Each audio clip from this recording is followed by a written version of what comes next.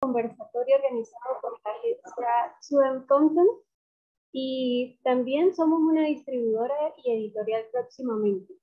Estamos oficiando este programa por nuestro e-commerce mallcoreano.cl en colaboración con el proyecto de Instagram Lecturas Coreanas y la editorial Huaran, Libros Coreanos. Muchas gracias por acompañarnos a la presentación de este interesante libro, que tal como su título lo indica, está basado en una antología o una selección de textos de las primeras feministas registradas en la historia de Corea a principios del siglo XX.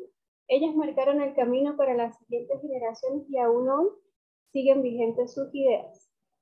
Saludos a las personas que nos ven desde México, Perú, Italia, España, Argentina y el sur y el centro de Chile. Muchas gracias. Nuestros invitados del día de hoy los voy a presentar a continuación para que conozcan un poco más de ellos. Sumi Yeon es traductora del libro ¿Por qué te empeñas en sufrir así? Pioneras del feminismo coreano, quien es sin duda una gran referente coreana en el mundo de la traducción al español. Es de origen coreano, estudió literatura en la Universidad UBA de Buenos Aires. Actualmente trabaja como docente de traducción en el Instituto de Traducción de Literatura Coreana, LCI, y es la traductora al español de La Vegetariana, de Han, del cual confiesa que fue un descubrimiento personal para ella cuando lo tradujo, y además tradujo al español el libro Almendra, de Won Pyong-son, dos libros de los más populares de la literatura coreana. Y también tenemos como invitado a Nicolás Braeta, que es el traductor y editor de Huaran Editorial, un sello especializado en literatura coreana en Argentina. Él estudió el idioma en la Universidad de Seúl, el idioma coreano, y se formó como traductor en el Instituto de Lenguas Vivas Sofía Spangenberg, en Argentina. También le dicen lengüitas a ese instituto. Nicolás tradujo a Vista de Cuervo del poeta vanguardista Jik San y escribió la obra Huelqin, Palabras Intraducibles de la Lengua Coreana. Nos va a acompañar también María Llanos, docente y licenciada de Lengua y Literatura, diplomada en Idioma, Historia, Cultura y Sistema Social Coreano.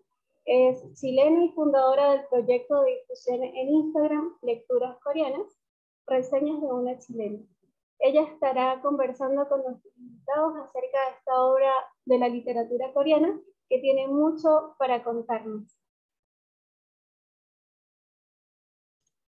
Muchas gracias, Astrid, por la presentación. Antes de comenzar, quiero agradecer esta oportunidad de estar conversando con ustedes. Agradecer también a Nicolás y a Sumi por aceptar este conversatorio. La verdad es que para nosotros es un honor poder conversar con ustedes. También estoy súper nerviosa porque es una muy gran oportunidad para conocerlos y acá en Chile difundir la literatura coreana, que es un largo camino y un difícil camino también. Ya, entonces, antes de comenzar, me gustaría que pudiésemos hablar un poco acerca de sus proyectos y de sus experiencias, pues como les dije, hay personas que están recién experimentando la literatura coreana e involucrándose desde Latinoamérica en esto que es un poco arduo y difícil. En primer lugar, queremos que Nicolás nos cuente un poco de qué se trata su proyecto editorial, cuándo o cómo nació y cuáles son sus objetivos.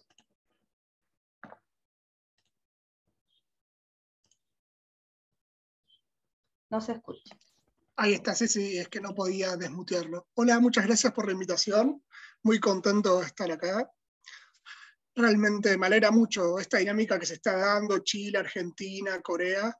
Es como muy hermoso. Pero bueno, ya hablando de la pregunta, el proyecto de Huaran es ser realmente un puente entre Corea y el mundo hispanohablante. Creo que tenemos mucho de diferente, mucho en común, pero dada la dimensión del mundo hispanohablante, creo, al menos desde mi opinión, que se necesitaba un medio, una editorial que se dedique exclusivamente a Corea. No simplemente sacar un libro cada tanto, tener una colección, sino realmente dedicarse de lleno a Corea y que no sea simplemente la publicación de un libro, sino también charlas como estos conversatorios, talleres, estudios preliminares, algo que llene todos los vacíos de esta relación nueva que se está dando entre Corea y el mundo hispanohablante, porque los primeros libros de literatura del coreano al español se dieron a finales de los 90. No tenemos ni 30 años de literatura coreana. Es un camino que recién empezó. Y si nos pudieras comentar un poquito acerca de cuándo nació este proyecto. El proyecto nace específicamente en 2019, después de volver de Corea. Yo fui a estudiar ahí el idioma, a conocer personas, a realmente conocer la cultura de primera mano, ¿no? Y la idea era esa, con ese conocimiento de primera mano, armar una editorial que sea lo más diversa posible. En nuestros títulos tenemos desde un libro de cocina hasta uno de poesía, cuento, narrativa, que sea diverso y no sea solamente literatura, sino cultura coreana. Es un proyecto nuevo, no tiene ni 3 años, y bueno, estamos haciendo camino al andar. Muchas gracias, Nicolás. La verdad es que nos alegra mucho acá, por lo menos en Chile, poder tener acceso a estos libros que son coreanos, ¿cierto? Y que pueden ser traducidos a nuestra lengua. Por otra parte, queremos saber la experiencia de Sunny con el español, cómo llegó a conocerlo, cómo fue que llegó a la traducción de la literatura coreana al español y cómo se siente. ¿Se siente cómoda o se siente más cómoda hablando coreano o hablando el español? Queremos que nos cuente un poquito de eso.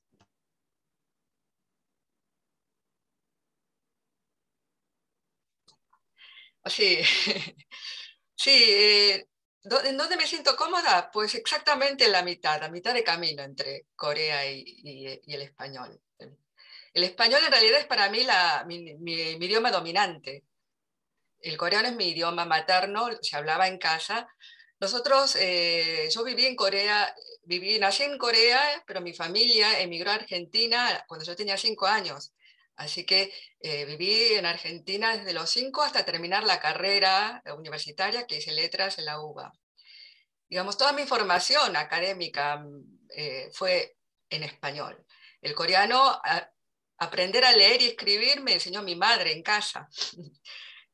Así que el coreano es una lengua materna, pero después, digamos, que la fui aprendiendo a través, ya te digo, de una manera totalmente no académica. Después me vine a vivir a Corea, estoy viviendo aquí hace 20 años, más de 20 años, 23 años, y ahí digamos, fui recuperar no es la palabra, fui aprendiendo más coreano, ¿verdad?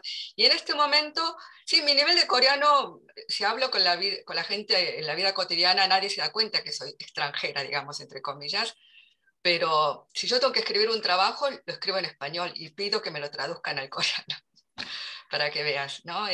Sí, el español es mi lengua dominante, es la lengua en la que me siento más cómoda, en la que mejor me expreso, sí. Muchas gracias, qué interesante conocer esa perspectiva, ¿no? Saber esa respuesta que al final usted es coreana, nació en Corea, sus padres son coreanos, en su casa hablaban coreano, pero se siente mucho más cómoda con el español. Y en este mismo sentido, ¿la enseñanza del español le acomoda a usted o no? ¿En qué sentido? ¿En qué sentido lo dices? ¿Enseñar español? Ajá. Si me gusta enseñar español, no, para nada. Lo hice muchos años porque, bueno, mi idea cuando volví a Corea, en realidad, además de la licenciatura en letras de la UBA, tengo un doctorado de la Universidad Complutense de Literatura Medieval Española. Y mi idea cuando vine a Corea era encontrar trabajo como profesora de español y enseñar literatura española, ¿verdad? En lo que me había formado. Pero la verdad fue imposible y siempre me daban clases de conversación y de gramática española. Y llega un momento, bueno, te aburres mucho. Realmente creo que empeoraron, es decir, como que deterioraron mi español, dar clases de español. No, así que no, odio dar clases de español. Y ya no lo hago, ya hace muchos años que dejé las clases en la universidad. Ya, muchas gracias. La verdad es que yo soy profesora de lengua y literatura español y claro, en la universidad tuve que aprender gramática, porque al final es como nosotros lo hablamos porque nacimos con el idioma y tenemos que hablar y saber las normas ortográficas, pero claro, aprenderlas y enseñarlas es algo muy distinto a hablarlo y vivir con esta lengua, ¿no? Muchas gracias por la respuesta. Ahora nos vamos a centrar más en el libro ¿Por qué te empeñas en sufrir así? Pioneras del feminismo coreano, el cual, como dijo Astrid, es una antología de 3 cuentos de distintas autoras del siglo XX. Además de eso, tiene un prólogo excelente y muy informativo que nos contextualiza las obras y además los inicios de este feminismo coreano, que no sé si realmente las autoras estaban conscientes de lo que generaban en su momento o de la importancia que tendría en la actualidad conocer estos escritos. Entonces, dicho esto, me gustaría que Nicolás nos pudiese comentar en primer lugar cómo fue la elección del título para esta maravillosa obra o por qué ese título. El título es una frase del primer cuento que la madre de la protagonista le dice a la protagonista. Esta chica, esta nueva chica moderna, venía con estas ideas revolucionarias, muy de avanzada para la época, muy feminista, pero sufría mucho. La pasaba mal, lloraba la noche, tenía problemas con todos, y la madre le dice, ¿por qué te empeñas en sufrir así? Así que la frase viene de ahí. ¿Por qué te empeñas en sufrir así? Porque ella quería ser libre. Sí, sí, como fue la traductora, tengo más el texto, ¿no?, en la cabeza. No es que ella en realidad, Kyung-hee justamente no sufre de ningún modo. Ella está muy segura de su condición de mujer nueva, mujer moderna, ¿no? Son las demás mujeres de la familia que le dicen, ¿por qué vives una vida, te complicas la vida? En realidad le dicen, ¿por qué te complicas la vida? Y en lugar de casarte y vivir con un marido adinerado que te dé todo, ¿y por qué te empeñas eso? En sufrir, en hacer tu vida más complicada, en estudiar, en trabajar, en hacerte independiente. ¿Por qué te empeñas en sufrir en ese sentido, ¿no? ¿Por qué te complicas la vida y quieres ser independiente cuando puedes tener una vida tan cómoda si te casas? Sí, muchas gracias. Sí, la verdad es que cuando Muy buen título, la verdad, sí. Sí, cuando leí el libro dije, aquí está la clave, ¿no? Y pienso que también es algo muy actual, que por lo menos en Corea también, ¿no? Está cambiando esta perspectiva en Corea de formarse, de educarse la mujer y dejar de lado el ser ama de casa, que no tiene por qué estar mal, pero es algo aún muy latente en Corea del Sur, por lo menos, que está cambiando, pero aún sigue vigente eso. Y claro, en ese sentido también es súper importante para nosotros como Occidente conocer este tipo de cultura y de emancipación al final de la mujer, ¿no? De la independencia de la mujer. Por otra parte, queríamos conocer un poco de Sunmi en el sentido de cuál es el foco al aceptar propuestas de traducción, en este caso, que la hizo empatizar con esta obra. Yo ya conocía algo de su vida. Es una vida muy realmente, como para llevarla al cine, me parece, ¿no? Pero, claro, son esas cosas que cuando lees de la literatura coreana, yo leía cosas y decía, qué interesante esto sería bueno traducirlo alguna vez. Pero, claro, son proyectos que nunca se concretan por sí solos, porque, bueno, primero por el agobio de la vida cotidiana, las obligaciones cotidianas, pero sobre todo las cosas porque no tenía un editor. ¿Para qué lo iba a traducir si nadie me lo iba a publicar? ¿A quién le iba a interesar eso? Pensaba. Así que cuando Nicolás, en realidad la idea de esta antología fue de Nicolás, me la propuso y dije, encantada, de cajón, nos vamos con eso. Pero digamos, eso me hacía falta, un editor con ideas, un editor que conociera la literatura coreana, un editor con el que pudiera charlar y discutir y armar un libro juntos. Eso, bueno, era mi sueño y se hizo realidad con Harang, me parece. Sí. Muchas gracias. Ahora una consulta para los dos. Yo en realidad no sé mucho de edición literaria, me encantaría saber, pero ¿cómo se hace, por ejemplo, en este caso con los derechos de autor?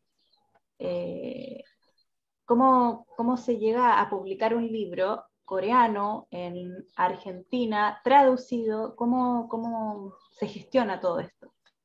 Bueno, en este caso fue bastante simple porque 2 de las 3 autoras ya eran derechos libres. Cuando pasan 70 años del fallecimiento de un autor o autora, los derechos pasan a ser universales.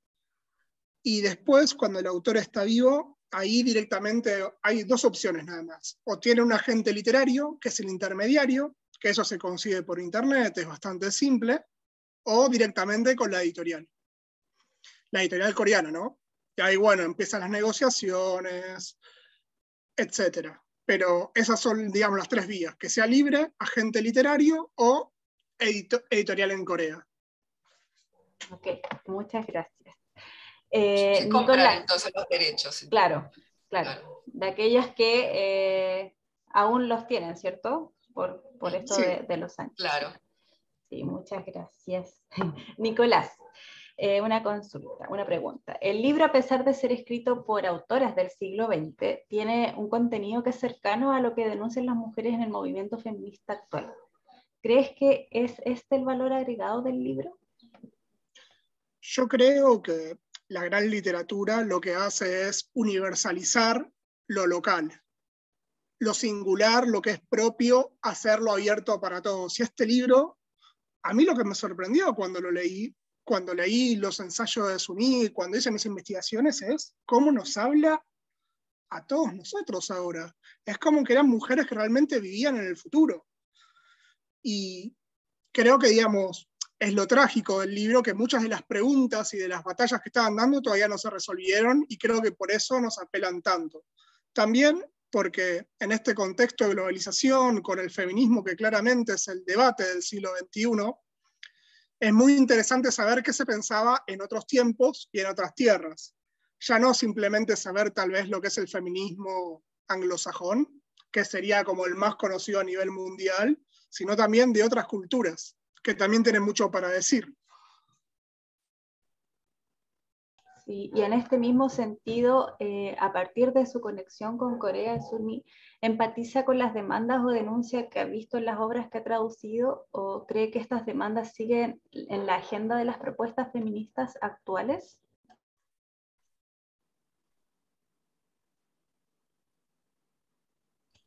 ¿Suni? Para mí, perdón. No, pensé que era para Nicolás. Por supuesto, sí. Yo creo que fueron unas adelantadas, por eso le pusimos el nombre pioneras, ¿no? Pero también, además de adelantadas, fueron temerarias y pagaron caro su atrevimiento. Como se lee el estudio, fueron muy adelantadas para su época. Realmente las ideas que ellas propugnaban causaron, primero, mucha curiosidad, morbo y escándalo después. Y fueron totalmente silenciadas, olvidadas por completo. Y se puede decir que no hay ninguna continuidad entre estas primeras pioneras hasta el feminismo actual. Estas pioneras fueron olvidadas por completo y rescatadas muy recientemente. En los años 80 apenas se empezaron a rescatar, a conocer de nuevo, a traer de nuevo a estas autoras, ¿no? En los escritos, en las investigaciones. Pero en este momento, por ejemplo, no son autoras que estén en los libros de textos escolares, para que te des una idea. No forman parte del canon del literario, de lo que es la literatura, la historia de la literatura coreana. Son como curiosidades. Así que no se puede hablar de una continuidad lineal. Fueron completamente olvidadas y después rescatadas muchos años, muchas décadas después. Y sí, no suenan todos, son reivindicaciones todas no suenan actuales porque realmente se adelantaron demasiado a su época. Yo no entiendo cómo se atrevieron a tanto. Creo que fueron muy inocentes. pensaron que así como ellas estudiaron y ellas mismas despertaron, la palabra despertar aparece mucho en los textos, y abrieron los ojos, pensaron que de esa manera tan simple lo iban a conseguir con el resto de la sociedad, si ellas les hablaban y les contaban lo que habían descubierto.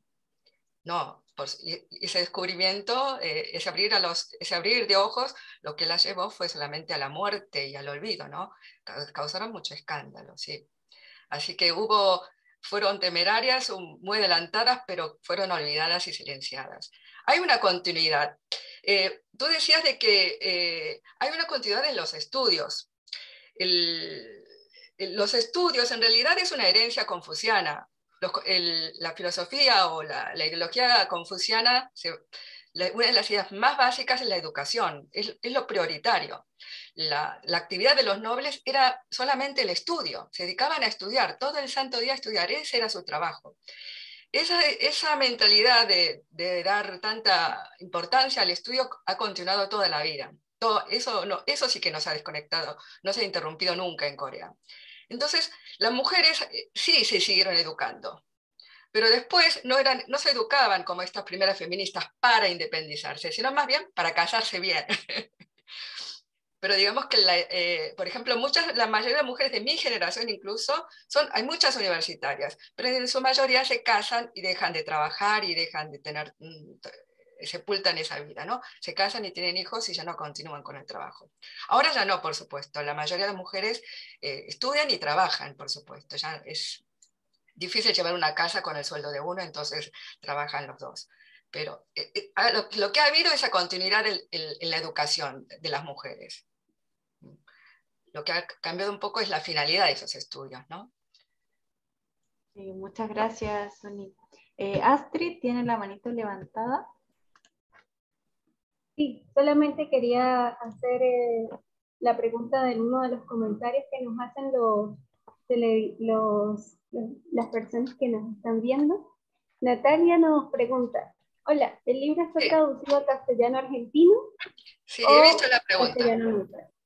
A castellano neutral, sí. Esa es un acuerdo que desde el principio que tuvimos con Nicolás, dije, bueno, ya que se publica en Argentina, ¿lo hacemos en un castellano argentinizado? No, un castellano neutral, para hacerlo más accesible a todo el público latinoamericano, fuera de Argentina, ¿verdad? En general, en Huarán todos los títulos tienden a ser neutrales, menos las competencias de traductores que queremos respetar el estilo de los ganadores, pero solo un libro, todo lo demás está neutral. Bien, muchas gracias. Nicolás, este libro tiene 2 ediciones, pero nos gustaría saber cuántos meses más o menos estuvieron involucrados trabajando en la edición para publicarla. Y bueno, porque nosotros inferimos por qué hubo una segunda edición, pero nos gustaría saber también por qué decidieron tener esta segunda edición que es diferente en portada nomás, me parece. Sí, esta es la primera. Les muestro una portada totalmente diferente, ¿verdad? La segunda es hermosa, todavía no la tengo, sí, es preciosa. Y esa sí que... Esta es la segunda. Esta es una de las tapas donde ellas escribían. No es una foto azarosa, se llamaba la revista La Nueva Mujer. Y la verdad que el libro es del 2019, como todos saben, pasó la pandemia de por medio, parece pasado prehistórico. Creo que fue el trabajo de aproximadamente menos de un año, entre la traducción de los 3 cuentos, entre la escritura de los ensayos y bueno, todo lo que era el diseño de portada, maquetación del libro. Habrá sido unos 10 meses, 11 meses. No. Fueron menos de 6 meses, Nico. Ah, ¿sí? ¿Tan cortito? Sí. Bueno, pali. Sí, fue muy pali. Fue, yo creo, en 3 meses. Vos habías sacado ya a Vista de Cuervo y comenzamos esto a la mitad de 2019. Y salió a fines de 2019. Así, en 3-4 meses yo creo que terminamos todo. Claro, una locura, como les decía. La pandemia medio que me distorsionó los tiempos, pero sí, fue bastante veloz. Y la segunda edición, lo único que le cambiamos fue la portada y le agregamos 2 ilustraciones más al apéndice, porque también es un libro que viene con ilustraciones. Y fue simplemente un gusto estético de la editorial que después del tercer título cambiamos lo que fue el diseño editorial. No fue para este libro en particular, sino que cambiamos de tapas abstractas a tapas figurativas. Ok, muchas gracias. Me acuerdo que cuando hubo un concurso en México, me parece, de ensayo literario, y se utilizó este libro, Pioneras del Feminismo Coreano. Y ahí yo me enteré y claro, quería tener el libro desesperada, pero no llegaba a Chile todavía y ya al poco tiempo estaba agotado. Así que les agradecemos igual por esta segunda edición, porque lo tenemos acá en Chile. Así que muchas gracias. Otra pregunta que tenemos aquí para Sun Mei-yun es ¿en qué cree que se diferencia este libro de otras traducciones que ha realizado? Sabemos que usted también tradujo Almendra, Vegetariana, Han Kang en realidad está traducida por usted al español, entonces queríamos saber cómo, en qué se diferencia esta traducción con las demás. Bueno, lingüísticamente es un coreano más antiguo, es como si leyéramos libros en español de los años de principios de siglo, ¿verdad? Es un vocabulario un poco diferente, estructuras un poco diferentes. Pero además de eso, claro, los libros muy actuales, muy modernos, basta con la novela o con la antología, ¿no? Publicarla directamente. Pero este tipo de libros necesitan de un contexto, ponerles un prólogo y contextuarlos en su época, en la cultura, ¿verdad? Y a mí me gusta hacer la verdad, ese tipo de trabajos de investigación, porque pienso que enriquece mucho la lectura. Y hay que leerlos con esta perspectiva de época y de cultura. Si se leen los cuentos sin conocer nada de las autoras o de la época, realmente no dicen mucho. Bueno, ¿a qué viene esto?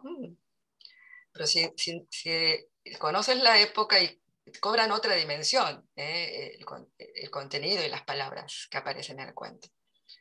Así que estos proyectos con contexto histórico y social y cultural me parecen muy enriquecedores, tanto desde el plano literario como para conocer, ¿no? La literatura y la época, otras épocas, otras culturas.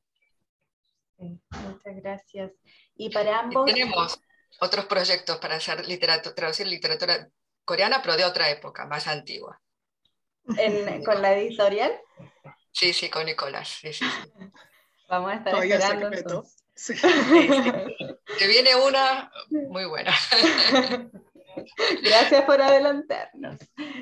Para ambos, ¿qué criterios se utilizaron para la selección de estas autoras y, bueno, juntarlas en un mismo libro? Eso lo podemos concluir por el tema, ¿cierto?, del feminismo, lo que proponían, lo que denunciaban, pero ¿qué criterios utilizaron para la selección? ¿O hay otra autora que sea como de la misma época que denuncie o que trate los mismos temas? Había otras, eran poquitas, porque bueno, con todo lo que comentó Suni, no era una ideología que sea masiva, como puede ser el feminismo hoy en día, era algo bastante de nicho, pero yo creo que ellas tres eran las más representativas, y las tres obras que elegimos eran sus tres obras principales.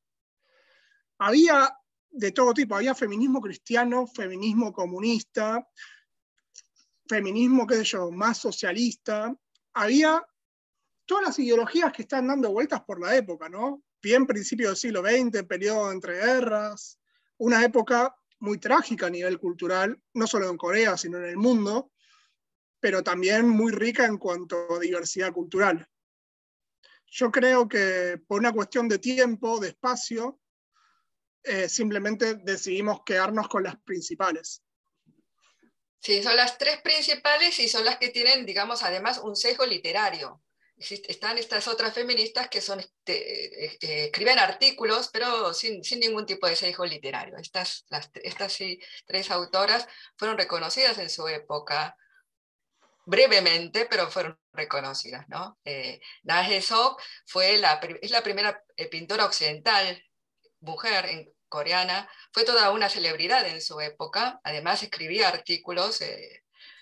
Después, Kim Myung-sun es la primera mujer narradora contemporánea.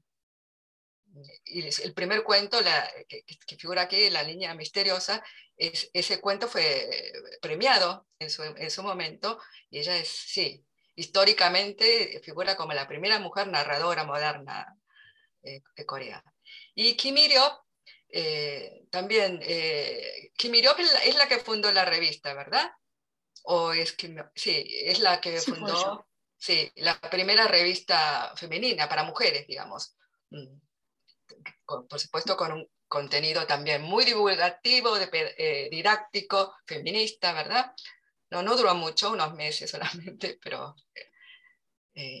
no, instauró toda una tradición, porque en Corea todavía existen las revistas para mujeres.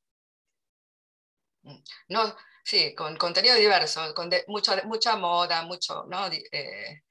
Maquillaje, pero también artículos de salud, artículos así sí, algunos artículos un poquito más avanzados, sí,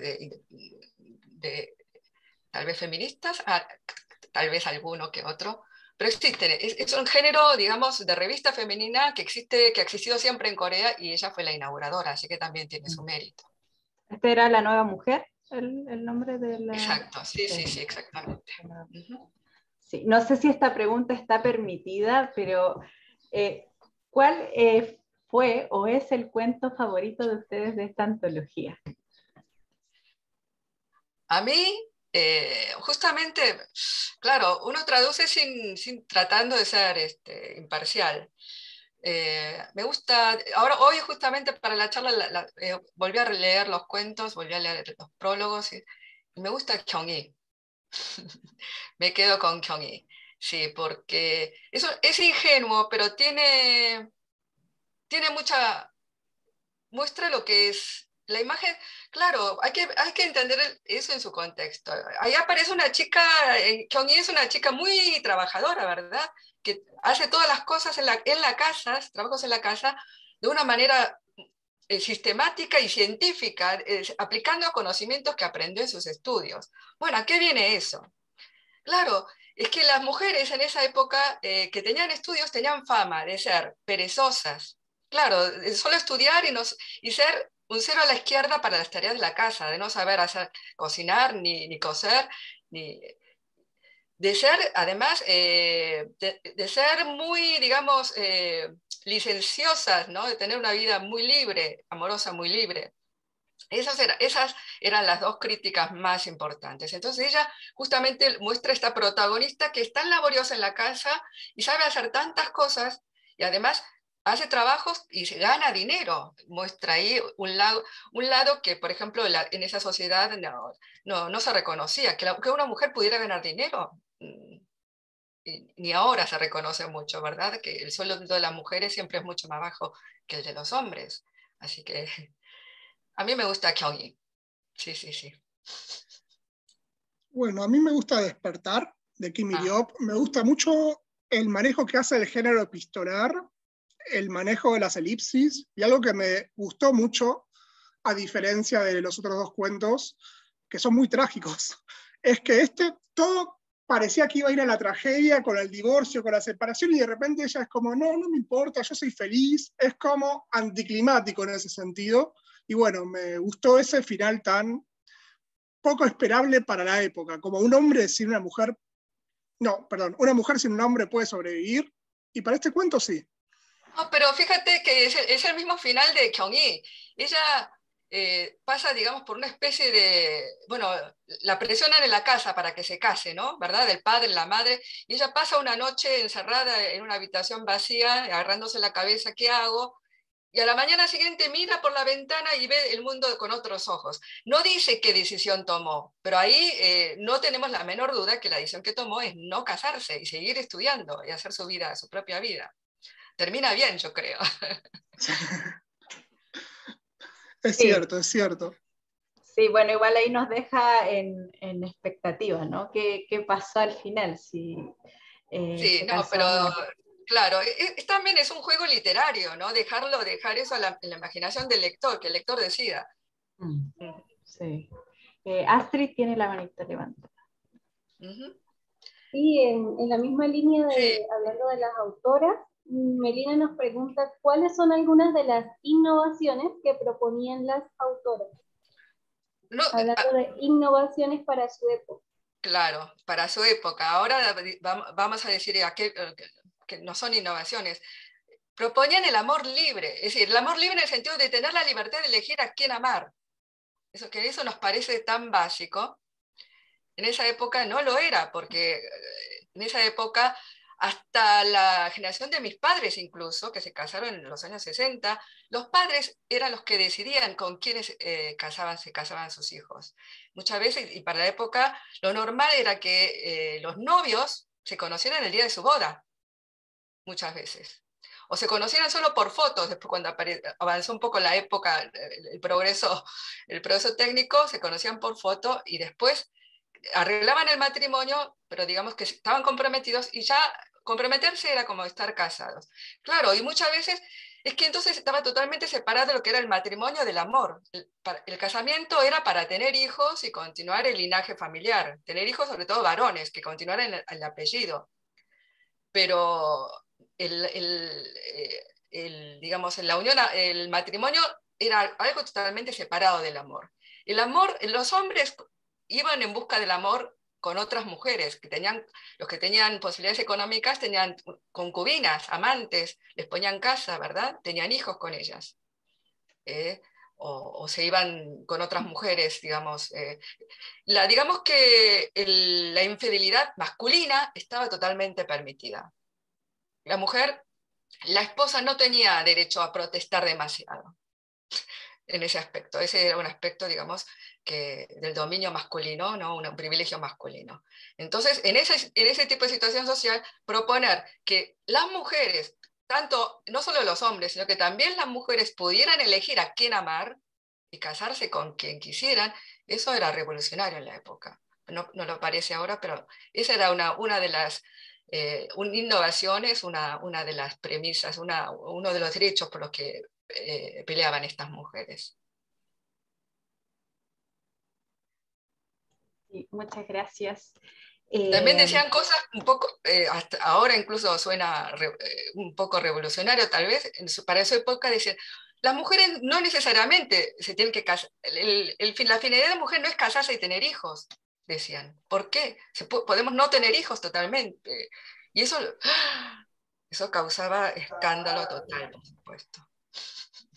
Perdón. Sí, yo creo que aunque nos hagamos los modernos, creo que es algo, el imperativo para tener hijos, creo que es hasta universal, es algo que sigue pasando y mucho. Sí, que una mujer en el siglo XXI todavía pueda decir, yo no tengo instinto maternal, yo no quiero tener hijos, tuve un hijo por accidente y quiero abortar, o no quiero criarlo, eso no suena terrible, ¿verdad? O una mujer que no quiera a su propio hijo. No, pero es posible, ¿por qué no? Estas mujeres lo decían abiertamente, sí, sí. Muchísimas gracias por en realidad esta información tan valiosa que nos entregan.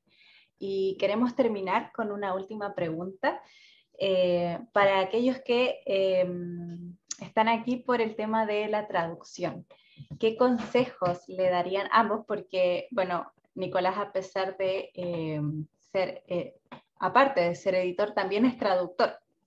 Entonces, ¿qué consejo le darían a los traductores jóvenes en esta labor?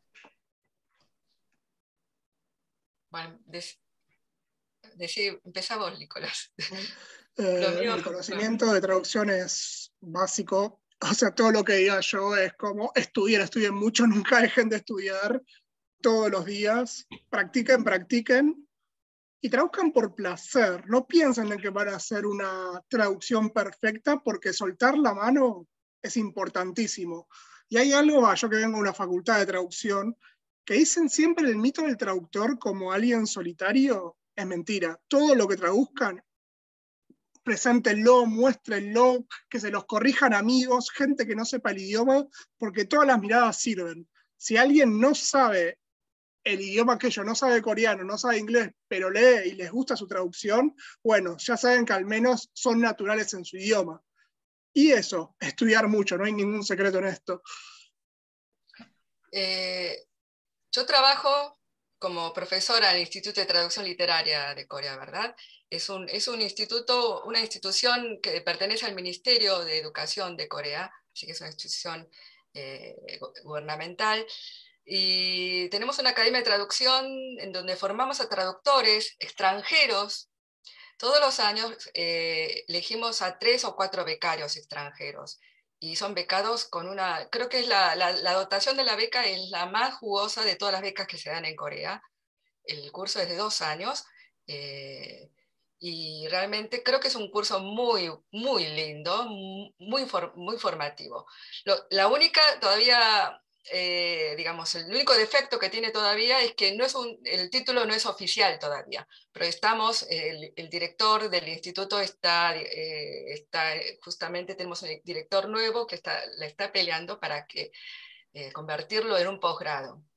Yo les diría a todos los que están estudiando el coreano, así como vean que se tomen como ejemplo a Nicolás, hizo un curso de 1 año y el año pasado tradujo su primer cuento coreano al español. Yo le hice la corrección, digamos, le hice la revisión y me quedé sorprendidísima, porque con 1 año de coreano que pudiera traducir de esa manera, por supuesto él tiene toda una formación de traductor, que tiene un bagaje que lo ayudó mucho, pero de todas maneras realmente me quedé sorprendida por la calidad de la traducción, muy buena.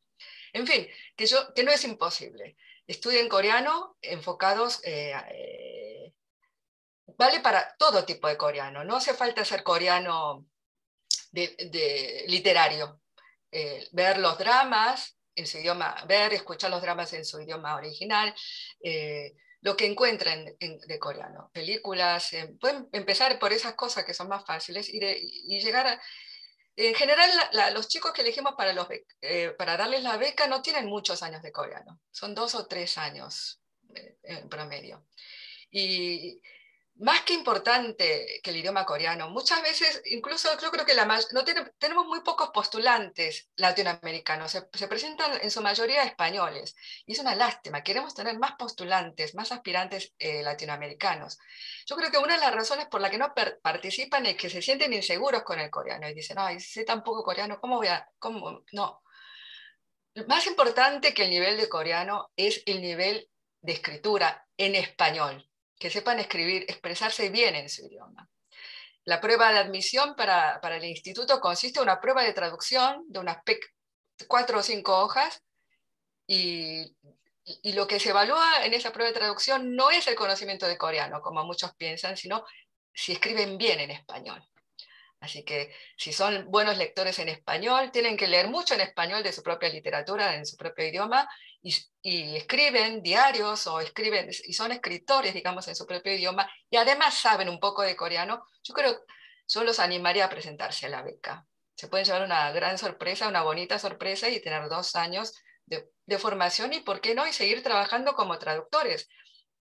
La traducción creo que es un trabajo fenomenal porque lo puedes combinar con otros trabajos, como second job, le dicen aquí en Corea, ¿no? Puedes tener un trabajo aparte y en tus ratos libres hacer algo que te gusta, que es traducir literatura o lo que quieras, ¿no? Y que te paguen además por eso. Pequeño detalle. Sí. Me preguntan aquí a Chie Kim, ¿en qué idioma piensa? Creo que no, depende de la situación, en los 2 idiomas o en ninguno. Uno piensa solamente, ¿no? Las ideas están, nunca me paré a pensar. Pero es decir, pensar, digamos, para algo en la vida cotidiana, tengo que hacer algo, puede que lo piense en coreano o en español, en coreano puede ser, pero si tengo que pensar, digamos, ideas más filosóficas, digamos, de cabeza, ¿no? Usar la cabeza para escribir algo, en español. Yo pienso más en español porque todos los trabajos los escribo en español y los hago traducir. Después los corrijo, yo los leo, por supuesto, para ver si me han traducido bien. Pero bueno, Últimamente estoy empezando a escribir más en coreano, ¿eh? Los pequeños informes, emails y todas esas cosas se escriben en coreano. Hay otra pregunta ahí para Nico. Dice, ¿alguna vez se expresa en coreano sin darse cuenta? ¿Sí? Sí. Sí. Dice, ¿alguna vez No, mi coreano hablado es muy malo. En Corea hablar una suerte de Konglish mutante. Y nada, me defiendo leyendo, pero es un idioma difícil y muy ajeno. Y ahora que hace 4 años volví de Corea, si bien trato de practicar un poco todos los días, el coreano hablado me cuesta. En fin, yo quiero animar a todos los que están estudiando coreano a eso, que se presenten a la beca y si son rechazados una vez, intentarlo al año siguiente. ¿Eh? No solo a las becas de los cursos de traducción, sino a los concursos de traducción que está haciendo Farang, lo hizo el año pasado y este también, y esperemos que el año que viene también, que se presenten muchos. ¿Puedo Este decir año, algo respecto a eso? sí, este año, Sí. la ganadora este año, puedes decir, sí, sí. Ah, claro, sí, iba a decir eso, que una ganadora argentina, que ella se formó totalmente en Argentina en el Instituto Sechong, que está también en Chile, está en México, está en casi todos los países, y digamos, lo hizo ella sola, fue como realmente admirable. Y creo que hizo hasta el nivel 5 del instituto. Como que realmente anímense, lo ganó, va a ser publicada el año que viene. Sí, muchísimas gracias por el ánimo que nos entregan para poder realizar esta beca, en realidad, para poder acceder a esta beca. Acá nos preguntan dónde puede encontrarse información respecto a dichas becas. Bueno, yo creo que en la página del LTI, ¿o no? Sí. Sí. Le decimos LTI, sí, LTI Corea. Sí, ahí podemos. Entonces, una vez más, les agradecemos mucho por esta instancia, por haber respondido las preguntas que hacíamos y bueno, estaremos en contacto y esperamos que esta iniciativa pueda repetirse. Me encantó, gracias por invitarme. Sí, ojalá podamos tener más encuentros, ojalá que lean mucha literatura coreana, que se interesen por Corea, por todos los aspectos, no solo por la música, ¿verdad? También por la literatura, sí, sí, nos encantaría. Sí, es un terreno que realmente es un nicho, como se diría en términos económicos, ¿no? Inexplorado. Hay mucho por hacer, mucho trabajo por hacer, realmente, y poca competencia en el ámbito español. Así que yo animo a la gente que tenga interés en traducir en la literatura coreana, que se animen, porque realmente hay mucho por hacer. No se van a aburrir en toda su vida. La Y hay verdad que muchas sí. cosas buenas también para traducir, realmente.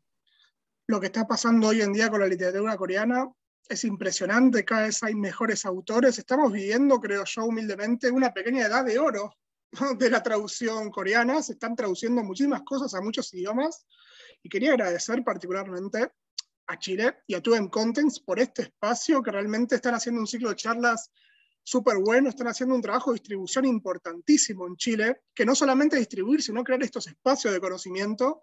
Y nada, muchas gracias por todo su trabajo.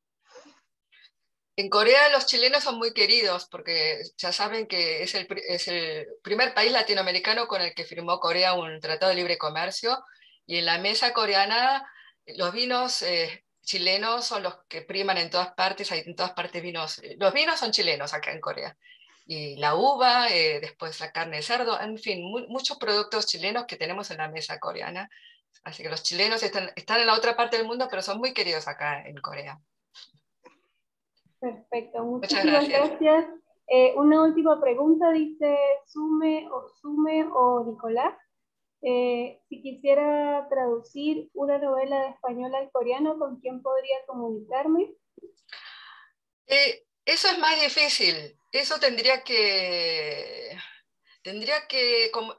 comunicarse con la agencia. Si ese autor tiene una agencia o un representante literario, tendría que comunicarse primero con él y encontrar una editorial coreana que quisiera publicarla. pero eso es un poquito más difícil en ese aspecto. Entonces, encontrar ese canal yo lo veo más difícil, pero sí, como buscando dijimos, siempre hay. un intermediario. Por ejemplo, en Student Contents tenemos una agencia literaria y podemos intermediar ese tipo de situaciones. Así que agradecida también por la participación de ustedes el día de hoy. Muchas gracias por tanta información valiosa y rica culturalmente, literalmente también. Y muchas gracias, de verdad. Gracias a ustedes por invitarme. Muchas gracias, me encantó. Muchas gracias. Nos despedimos a todos. Chao. Muchas gracias. Muchas gracias. Muchas gracias.